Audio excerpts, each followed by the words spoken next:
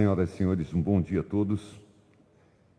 É um prazer contar com a presença de todos os senhores nesse último dia do nosso 6º Encontro Nacional de Direito Civil e Processo Civil. A múltipla difusão do conhecimento, gostaria mais uma vez de agradecer aos patrocinadores, ao Complexo de Ensino Renato Saraiva, à editora Saraiva, a editora Atlas, editora Juspodium e a Companhia do Livro, e ao nosso apoiador, a Central do Carnaval. Muito bem, iniciando as atividades de hoje, nós convidamos para presidir o nosso 6º painel o Dr. Renato Dantas, mestre em Direito pela Universidade Federal da Bahia, professor de Processo Civil da UFBA, da UNEB e da Unijorge e advogado. E temos a honra de convidar também para esta mesa, para o 6º painel, os nossos ilustres palestrantes, o Dr. Antônio Adonias e o Dr. Maurício Cunha. Para conduzir esse painel, nós passamos a palavra ao Dr. Renato Dantas. Bom dia a todos, bom dia. Confesso que eu me sinto aqui muito privilegiado, porque, primeiro, eu estou do lado do professor Adonias, né? O professor Adonias, meu colega lá na Universidade Federal, um senhor professor, um senhor pesquisador. E, do outro lado, eu tive o prazer de conhecer o professor Maurício Cunha, uma pessoa simpaticíssima, com um currículo brilhante. Mas, para a gente não perder tempo, vou imediatamente passar a palavra para o professor Adonias, que nada mais é do que doutor e mestre pela Universidade Federal da Bahia, professor de Direito Processual Civil da UFBA, da Baiana e da Unifax, professor também da pós-graduação de Direito Processual em diversas instituições de ensino e, com certeza, autor de diversas obras, incluindo aqui o Manual de Direito Processual Civil, em coautoria com o professor Dr. Rodrigo Klippel, que vai falar sobre a fundamentação das decisões no sistema de precedentes judiciais. Com vocês, professor Adonias. Bom dia a todos. Bom dia, Renato. Bom dia, Maurício. É uma satisfação estar aqui com vocês. Renato me chamando de senhor na semana que eu completo 40 anos. Realmente comecei a me sentir mais velho a partir de agora. Renato, cuidado com isso, porque você sabe que dizem que a gente passa pela crise dos 30, eu sempre passei. Achei que não ia passar pelos 40, mas comecei agora a me preocupar com a crise dos 40. Eu tenho motivos, né? Na época que eu era aluno, você já era professor, né? Pô, não fale isso não. Não fale isso não. Tem um advogado que também é professor de processo, que é Fernando Dalton, não sei se vocês conhecem. E, eu brinco com ele sempre que eu vou fazer palestra junto com ele, que ele tem assim uma cara de novo e tudo mais. Mas eu falo, toda vez que eu fazer palestra com ele, eu falo assim, gente, eu queria antes de mais nada comunicar a vocês que eu fui estagiário de Fernando Dalton. Aí ele falou, pô, mas eu vou ficar com cara de velho. Aí agora eu estou me sentindo na mesma posição, Renato. Maurício, é satisfação estar aqui com você. Seja bem-vindo aqui a Salvador. Bom dia a todos. Sábado, 8h30 da manhã. Todos aqui para poder estudar Direito Civil e Direito Processual Civil. E a gente vê que, na realidade, o processo civil está passando por uma série de modificações, uma série de mudanças que não são mudanças somente legislativas. A gente sabe que tem o projeto do novo CPC que está tramitando no Congresso Nacional, já passou pelo Senado, depois disso passou pela Câmara dos Deputados e agora retornou ao Senado Federal, onde ele passa aí por sua última etapa de tramitação e em breve aí devemos ter, portanto, aprovado o novo Código de Processo Civil, que, como eu disse para vocês, além de implicar numa mudança legislativa, numa mudança da lei, também implica numa mudança cultural. Isso tem tudo a ver com o que a gente vai ver agora, que é a fundamentação das decisões no sistema de precedentes judiciais. Para a gente tratar desse tema, a gente tem aí, primeiro, que entender o que é a fundamentação, depois o que são os precedentes judiciais e depois como é que a fundamentação ela é importante ou não é importante no sistema de precedentes judiciais. E aí, para poder tratar do tema, a gente tem que começar falando sobre o que é e quais são os elementos de uma decisão judicial. E esse é um conhecimento que já é mais difundido, já é mais tranquilo para a gente. Na realidade, os elementos da decisão judicial são 3. A gente tem, de um lado, o relatório, que é aquela parte em que o juiz narra, tanto quanto possível, o mais objetivamente possível, né, o que foi que aconteceu nos autos. Então ele diz lá, olha, no dia tal o autor atravessou a petição inicial, alegando ter sido atropelado pelo réu, alegou que sofreu danos por força desse atropelamento. Na sua causa de pedir, ele apresenta lá uma fundamentação dizendo que todo aquele que causa dano injusto a outra pessoa deve indenizar. E, portanto, eu estou aqui vindo ao judiciário para pedir a condenação do réu no pagamento da quantia referente a essa indenização. O réu citado contestou, ou deixou de contestar, e aconteceu a revelia, ou então ele citado contestou, e aí as partes produziram provas, foram ouvidas testemunhas, e o processo então está agora concluso. O que significa estar concluso? Está aqui pronto para o julgamento, pronto para a análise judicial. A gente não pode confundir concluso com processo findo, né? Na realidade, quando eu era estagiário, a primeira vez que eu fui ao fórum, o escrivão me disse, olha, o processo está concluso. Eu voltei todo feliz para o escritório, falei, o processo acabou. Lá para Fernando Dalton, inclusive, que era o meu primeiro estágio, estava no terceiro semestre da faculdade. Aí eu falei assim, como assim acabou? O processo mal começou. Aí eu falei, não, mas o escrivão me disse que estava concluso. Ele falou, não, concluso quer dizer que o processo está no gabinete, lá com o juiz, pronto para ser analisado, o que não é a mesma coisa para ter sido arquivado. Então, no relatório, o juiz só vai narrar o que foi que aconteceu, quais são os atos que foram praticados no processo, qual é o conteúdo desses atos, qual é o conteúdo relevante para o julgamento. Então, se houve ou não houve depoimento de partes, de testemunhas, o que as partes alegaram. Então, essa é a parte mais objetiva. Nem toda decisão judicial tem que ter relatório.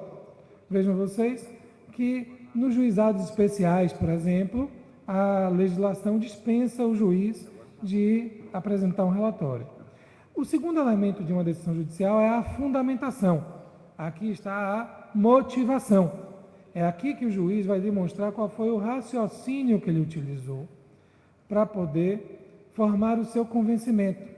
Então, naquele mesmo exemplo do atropelamento, ele pode dizer assim, olha, o autor alegou que foi atropelado, foram ouvidas testemunhas, a primeira testemunha disse que estava no local, atravessando a rua, quando viu o autor sendo atropelado.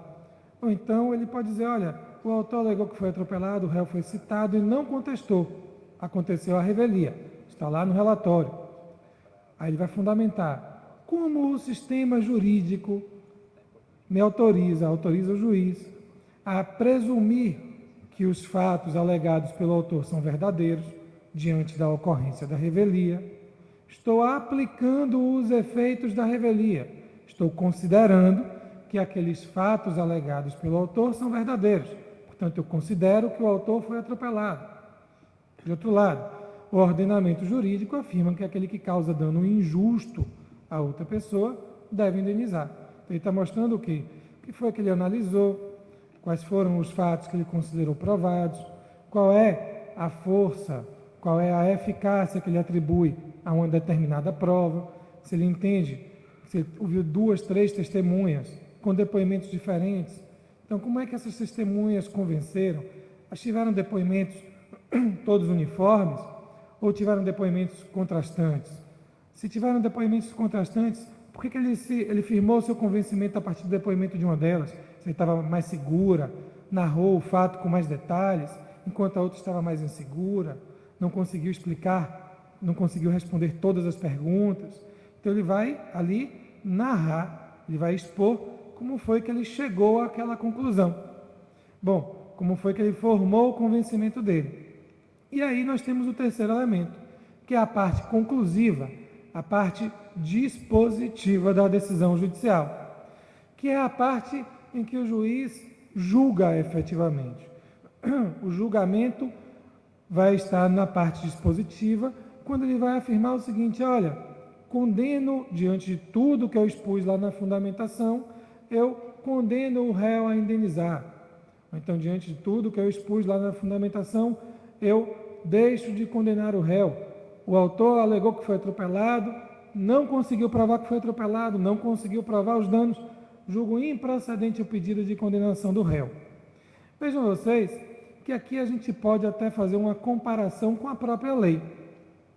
Reparem o que nos diz o nosso CPC. A gente sempre diz assim, a parte conclusiva da sentença, a parte conclusiva, a parte dispositiva da decisão, é a parte que faz coisa julgada e, portanto, se torna uma norma jurídica. E geralmente a gente fala assim, é uma norma jurídica individualizada.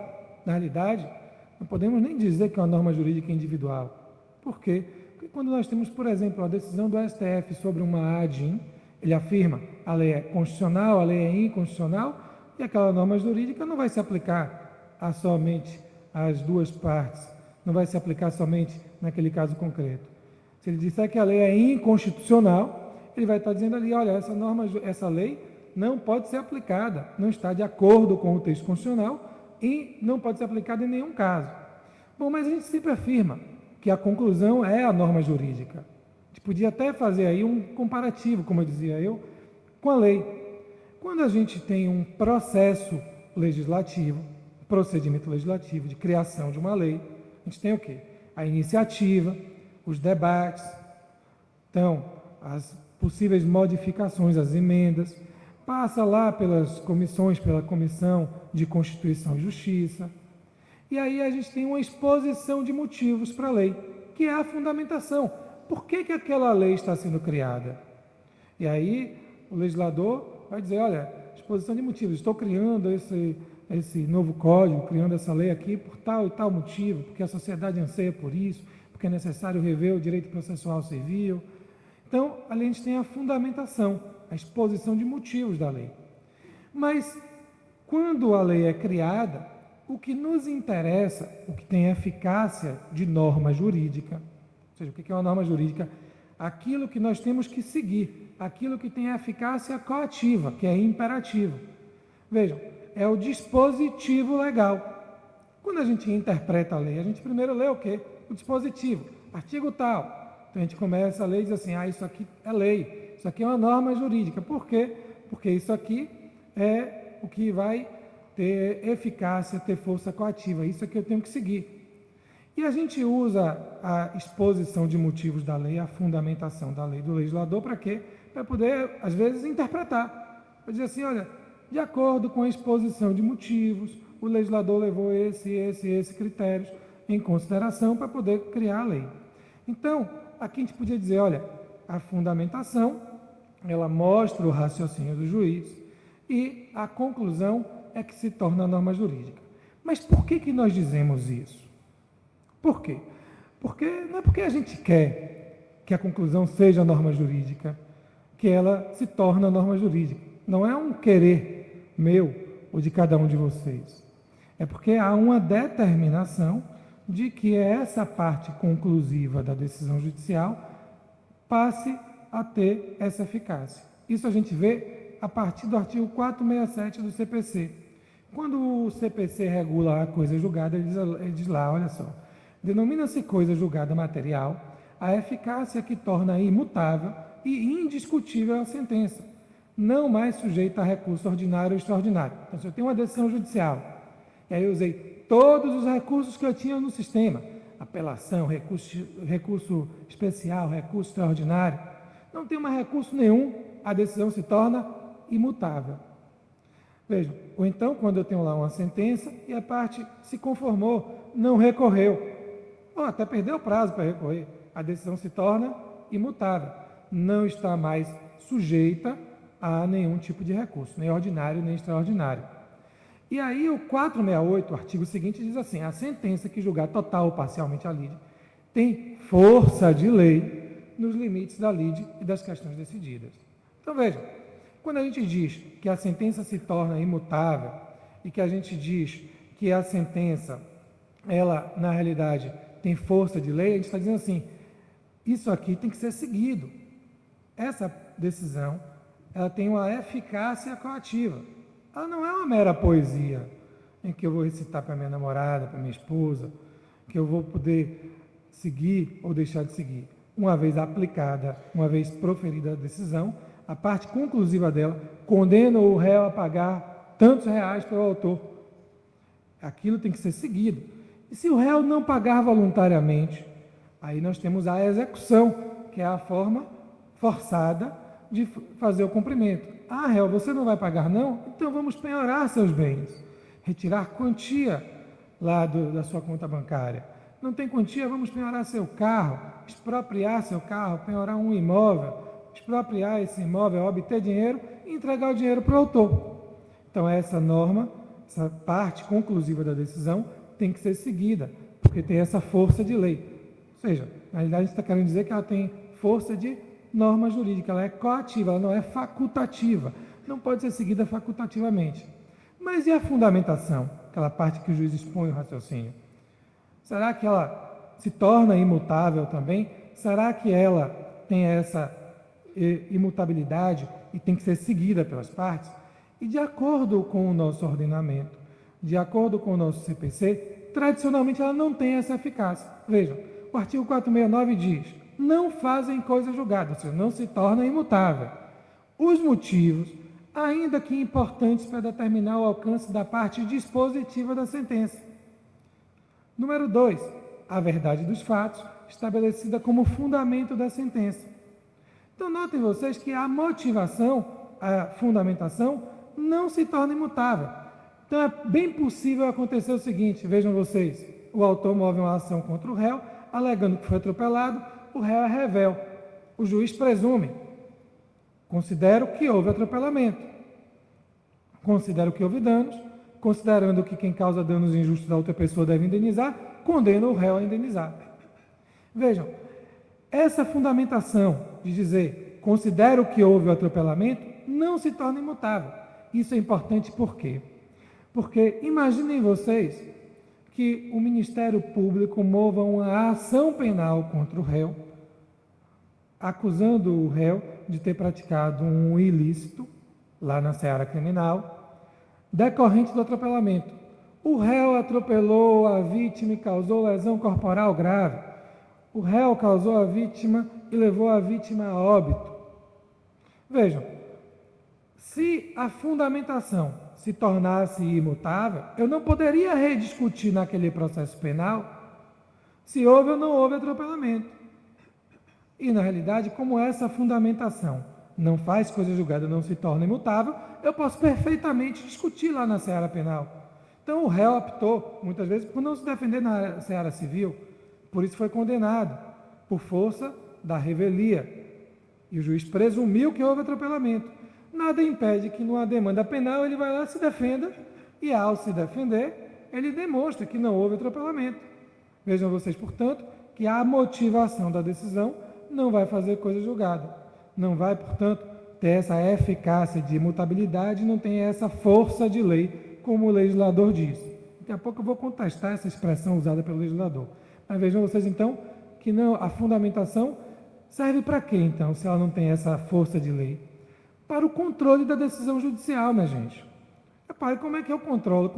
Se eu estou insatisfeito, quero me insurgir, quero recorrer contra a decisão judicial, eu posso perfeitamente recorrer com base num erro na fundamentação.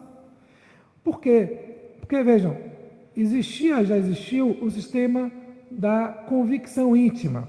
Como é que funcionava o sistema da convicção íntima? Não era necessário ao juiz expor o motivo. Ele formava o seu convencimento livremente e ele dizia, olha, condena o réu, deixa de condenar o réu. Ele não precisava dizer quais os motivos, como foi que ele formou o convencimento dele. Só que esse sistema permitia decisões arbitrárias. O juiz podia julgar com base em critérios religiosos, em critérios econômicos. Ele podia condenar o réu porque antipatizou, não gostou do réu. E aí ele, diante dessas vicissitudes humanas, das coisas que acontecem com seres humanos, todos nós, ele podia então, a partir de uma convicção puramente íntima, sem nenhuma base racional, não precisava demonstrar como foi que ele formou o convencimento, podia condenar ou deixar de condenar, podia favorecer pessoas ou perseguir pessoas. Então não havia como controlar. Se vocês me perguntarem, no sistema brasileiro ainda vige o sistema da convicção íntima de forma residual, lá no tribunal do júri. No tribunal do júri os jurados votam. Você considera o acusado culpado ou inocente? Você considera que houve o fato, a materialidade do fato ou não? Então vejam, os jurados vão votar, vão dizer considero sim ou não, e não precisarão motivar quanto a isso. E aí é uma das críticas que se faz ao sistema de julgamento no tribunal do júri.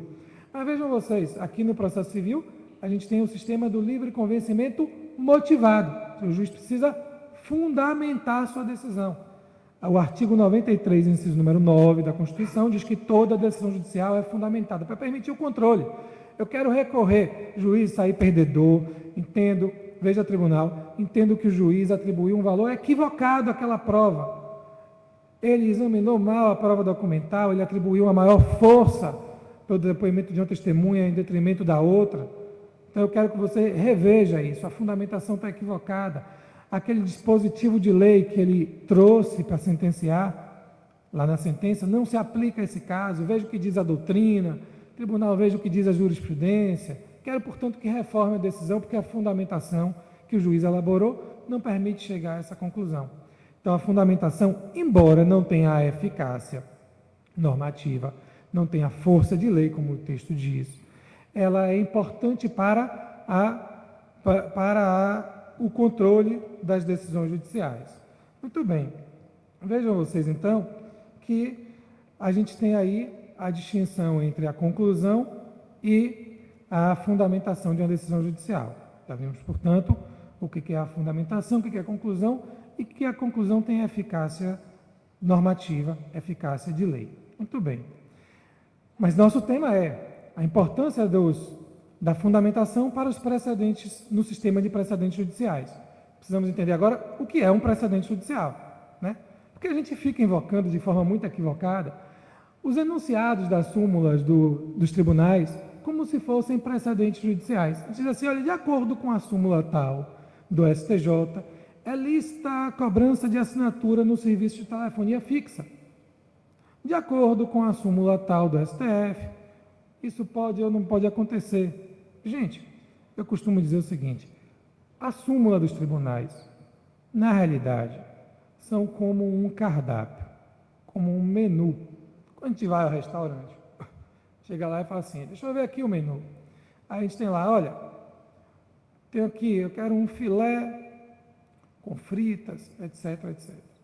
E às vezes os pratos têm aqueles nomes pomposos. Eu quero um steak ao poivre, eu quero um filé ao molho bordelaise. A gente precisa aprender francês, inglês, para poder ir ao restaurante de vez em quando. Tem outros restaurantes que já oferecem um cardápio mais enxuto ainda. Eu quero o número 1, eu quero o número 2. Esse é o menu. Para quem sabe o que está por trás dessas opções do menu, não precisa saber o que está escrito ali. Eu quero o número 1. O que é o número 1? Se você já souber o que é o número 1, está resolvido. Basta você dizer o número 1. O máximo que vão lhe perguntar é, você quer fritas grandes ou médias? Porque nem pequena mais oferece. Refrigerante, você quer o de 750 ou de 500? Porque o de 300 também não oferece. Então, vejam, é o máximo que acontece. Agora, imaginem vocês no drive-thru de carro, comprando um lanche, e aí você chega lá e fala assim, bom, eu vou escolher o meu lanche. E aí eu não sei o que é o número 1, o número 2, o número 3, o número 4 e assim por diante. Aí você para quê? Para ler o carro. Vai causar um engarrafamento, mas você vai parar para ler. Ah, o número 1 é o sanduíche tal. Ele dá o nome. Aí você fala, bom, mas eu também não sei o que é o sanduíche tal. Ah, o sanduíche tal vem num pão assim, com gergelim ou sem gergelim, com alface ou sem alface, 2 hambúrgueres, 3 hambúrgueres, não sei o quê. Esse é maior do que o da outra rede, esse daqui é menor, esse aqui cabe na caixinha, esse não cabe.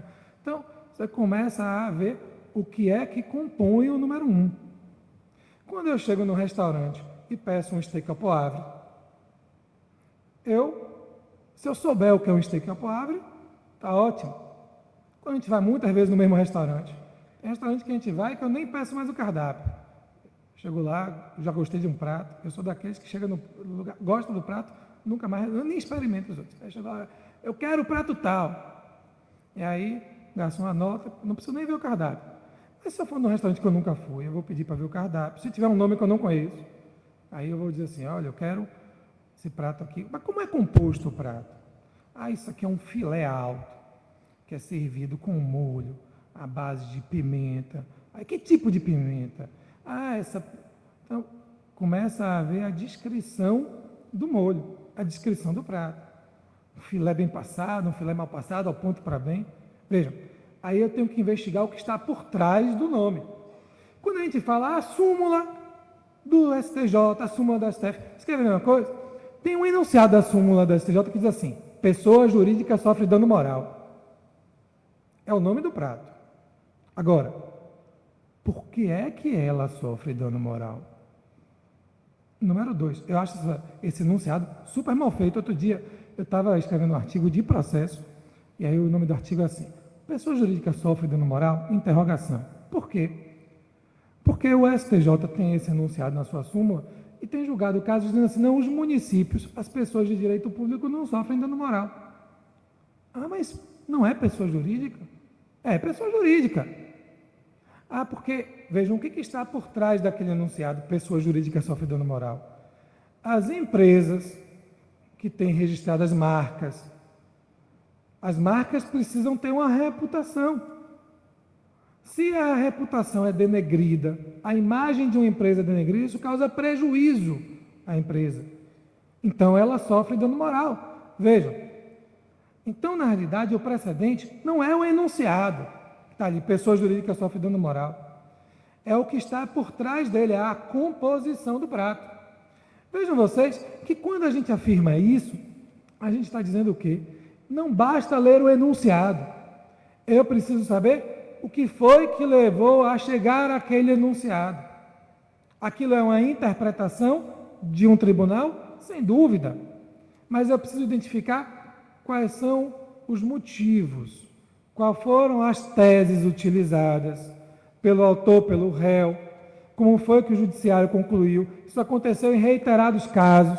Então eu preciso saber qual é a conclusão, o que o STJ pensou, como foi que ele motivou, como foi que ele formou o convencimento dele de que pessoa jurídica sofre dano moral.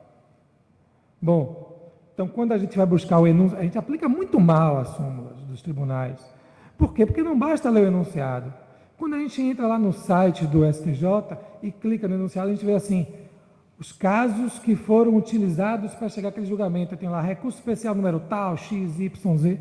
O importante, minha gente, é a gente ler aquilo ali, aqueles julgamentos, aqueles recursos que deram vez, que formaram o convencimento do tribunal para ele concluir se pessoa jurídica sofre ou não sofre dano moral. Em outras palavras, o precedente judicial é uma decisão judicial, mas o que nós aproveitamos de um precedente judicial é o que nós chamamos de ratio decidendi, as razões de decidir. Como foi que o STJ chegou a essa conclusão? Quais foram os argumentos que ele enfrentou para poder chegar a essa conclusão? Então eu vou examinar isso nos casos já julgados, nas razões de decidir, na fundamentação que ele utilizou nos outros casos. Vejam que agora a fundamentação não é uma coisa menor que a conclusão. A conclusão serve para julgar aquele caso concreto, mas eu vou usar essas razões de decidir de casos anteriores para poder sustentar a minha tese num novo processo. E aí eu posso afirmar que a ratio decidendi, que é o que nós costumamos popularmente chamar de precedente judicial. O precedente, na realidade, é toda a decisão. Mas a gente chama assim: o precedente diz isso, o precedente diz aquilo. É o quê? A ratio decidendi, que é a tese extraída de uma decisão ou de um conjunto de decisões, sem a qual ela não se sustenta. Sem aquela tese, sem aquele raciocínio, não tem como chegar àquela conclusão. Essa tese pode, ora, auxiliar o autor, ora, auxiliar o réu. Vejam, o STF julgou recentemente, quer dizer, há uns 2 ou 3 anos atrás, ele julgou o seguinte: o exame de ordem é ou não é constitucional? Aí ele precisou examinar. É livre o exercício das profissões nos termos da lei. Então, cabe ao legislador infraconstitucional dizer quais são os requisitos.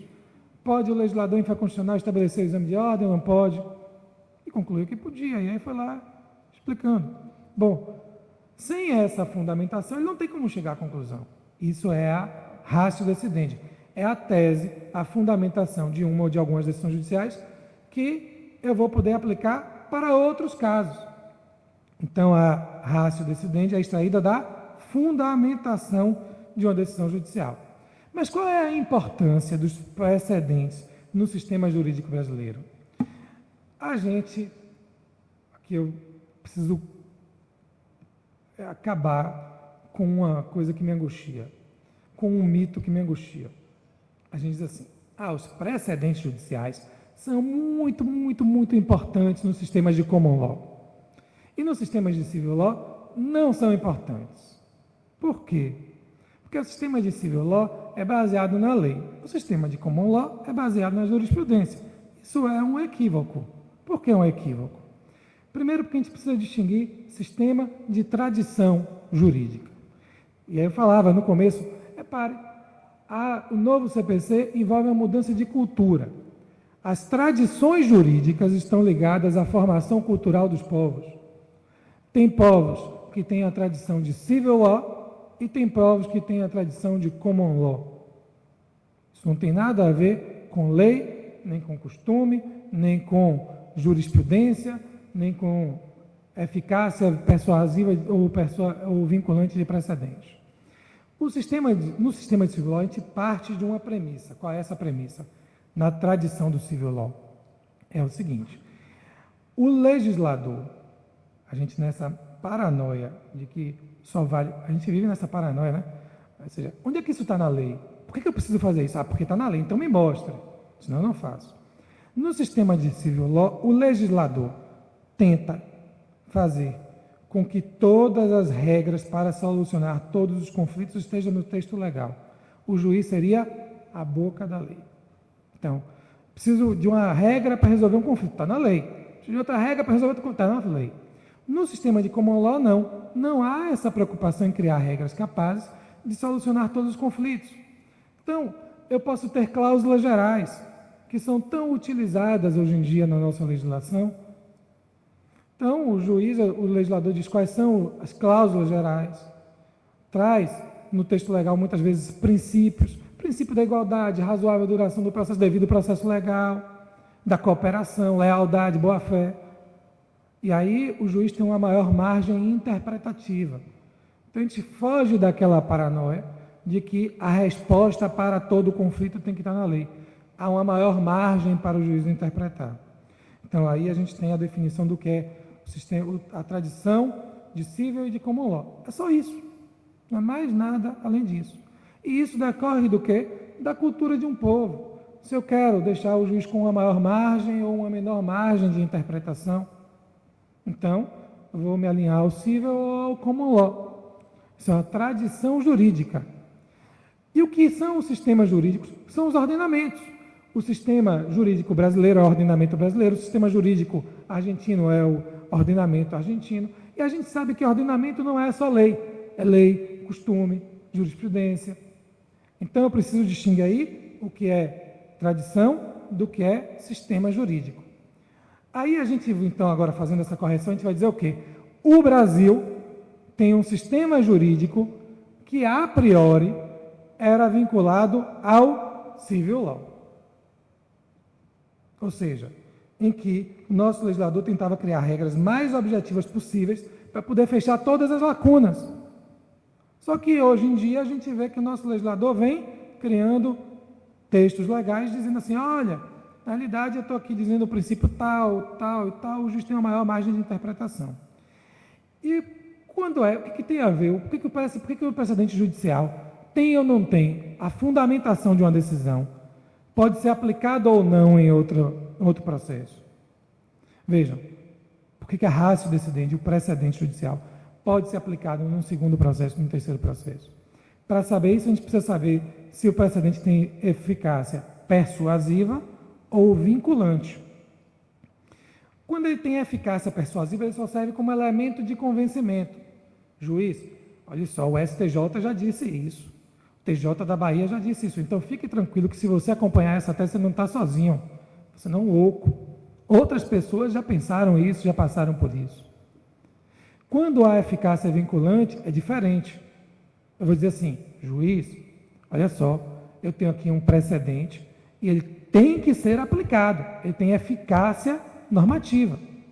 Vejam vocês que para poder responder essa pergunta, eu tenho que entrar na teoria do stare decisis. O que é o stare decisis? É uma expressão latina gigantesca que não é só isso aí.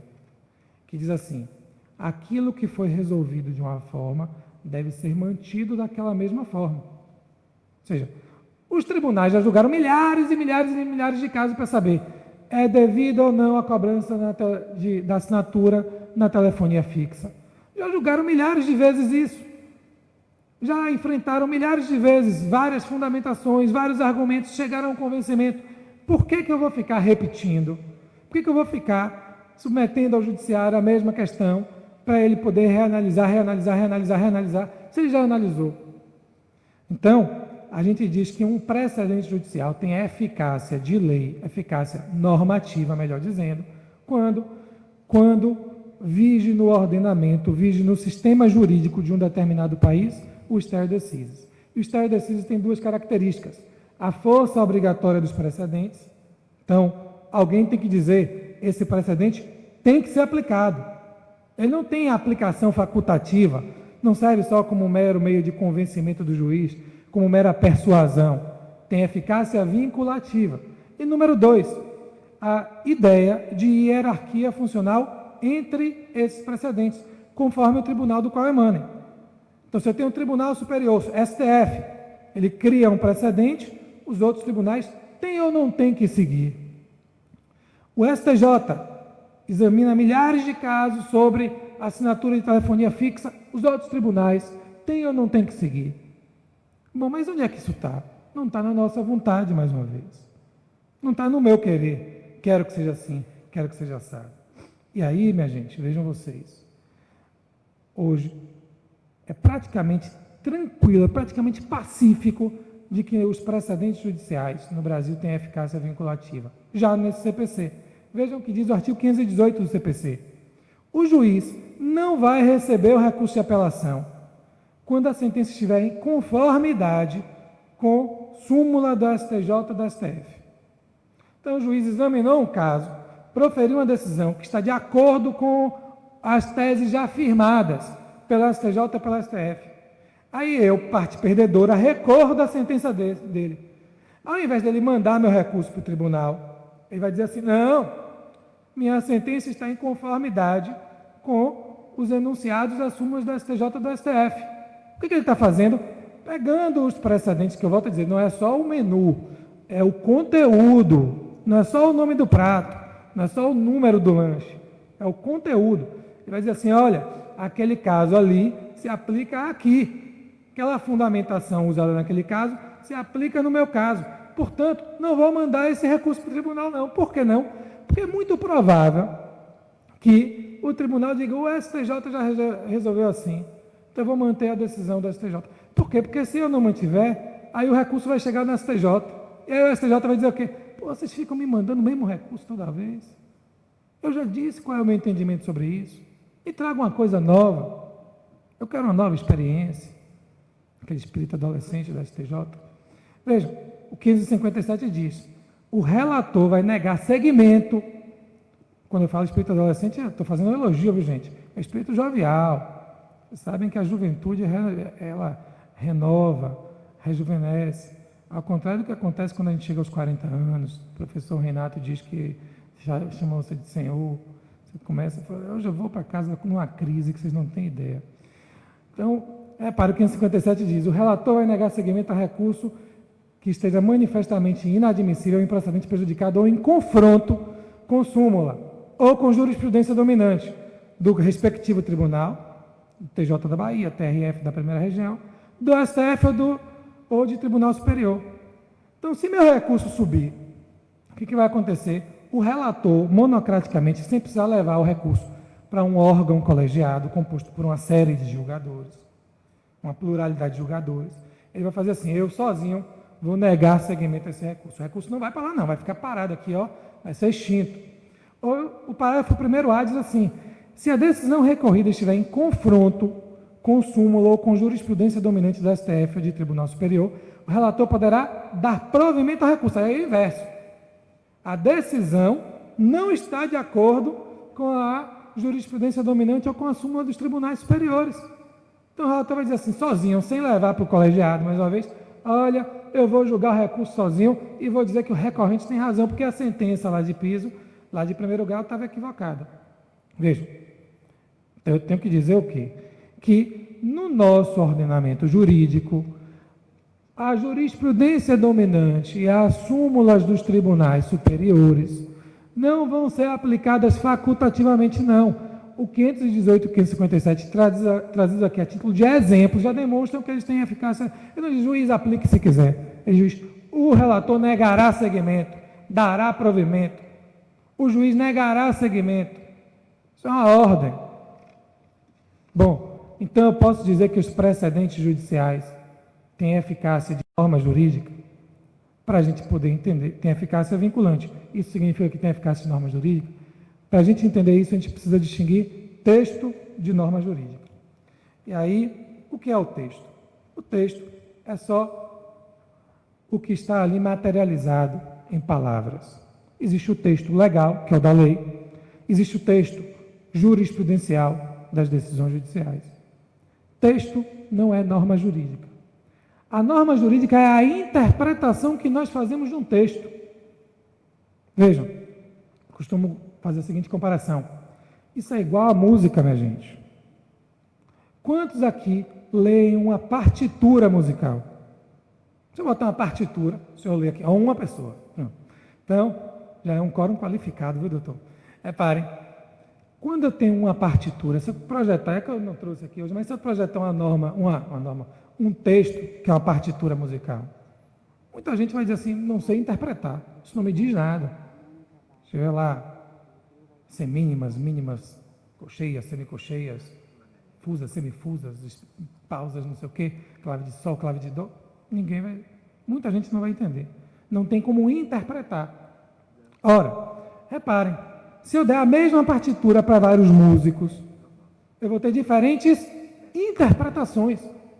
E a gente, nós, nos divertimos com música tocada, cantada, não com a partitura. Eu nunca vi no Carnaval da Bahia a galera dançando lendo partitura. Eu sempre vejo o quê? O trio elétrico e a galera pulando.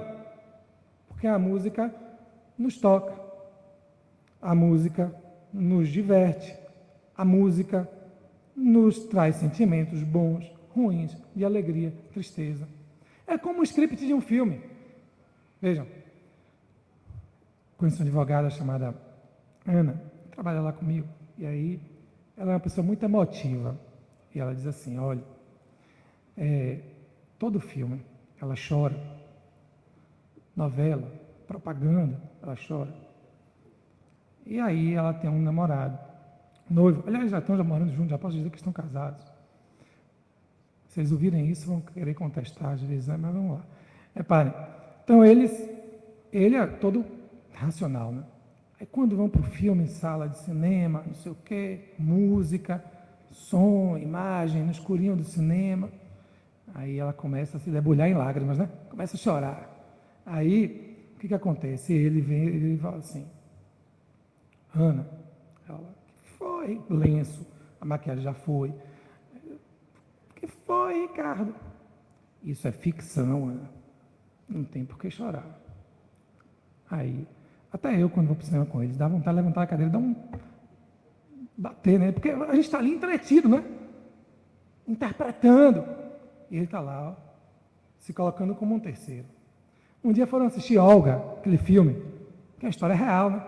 E aí prendem Olga e tiram o filho de Olga dela. E aí, quando tiram o filho de Olga dela, ela está lá, está chorando no cinema. Aí ele, Ana, ela, que foi, Ricardo? Não vai me dizer que isso é ficção, porque isso é história real. É passado, Ana, ninguém mais está sofrendo. Aí eu falei assim, pô, bicho, você não interpreta. Interpretar é sentir. Vejam, o texto legal, ninguém chora lendo o script de um filme. Agora a câmera vai entrar assim, a iluminação assado. A gente se emociona com o quê? Com o filme em si, com a música em si, e não com o texto. A mesma coisa acontece aqui no nosso direito. A Constituição tem um texto, o CPC tem um texto. Aquilo só se torna norma quando a gente interpreta, quando alguém que tem a possibilidade de interpretar coativamente, dizer, tem que ser assim, faz isso. Então, o texto da lei é o texto da lei. A norma é a interpretação do texto da lei. O texto da sentença é o texto da sentença. A norma é a interpretação, que é coativa, que tem força coativa. Então vejam, os precedentes judiciais hoje em dia têm um texto e o nosso legislador, acabei de mostrar para vocês, manda aplicar aquele texto. Então os nossos precedentes são norma jurídica, têm eficácia de norma jurídica, não tem a possibilidade de não estarem previstos no CPC, onde não ser aplicado, deve ser aplicado. E o que está previsto no projeto do novo CPC, já finalizando? O seguinte, primeiro, reparem vocês, o nosso CPC preza pela uniformização da jurisprudência, pela estabilidade da jurisprudência. Então, o 520 do projeto diz assim: os tribunais devem uniformizar sua jurisprudência e mantê-la estável, íntegra e coerente. Isso é um preceito geral, uma cláusula geral. Não está dizendo tem que ser assim, tem que ser assado. É o norte para a gente interpretar. Como fazer isso? O 521, por exemplo, diz assim: para dar efetividade ao disposto no 520, as disposições seguintes devem ser observadas. Inciso número 4. Os juízes e tribunais seguirão os precedentes, letra A, do plenário do Supremo Tribunal Federal em controle difuso de constitucionalidade. Letra B, da Corte Especial do STJ em matéria infraconstitucional. Vejam, o projeto não dá espaço. Os juízes e tribunais seguirão os precedentes. Então, o tribunal criou o precedente, que é o quê? A fundamentação, a tese jurídica. Eu, juiz do tribunal inferior, vou ter que aplicar aquilo, do STJ ou do STF. Vejam, portanto, que eu tenho aí o quê? Eu tenho uma situação em que eu vou aplicar o precedente, a fundamentação de outro processo no meu processo.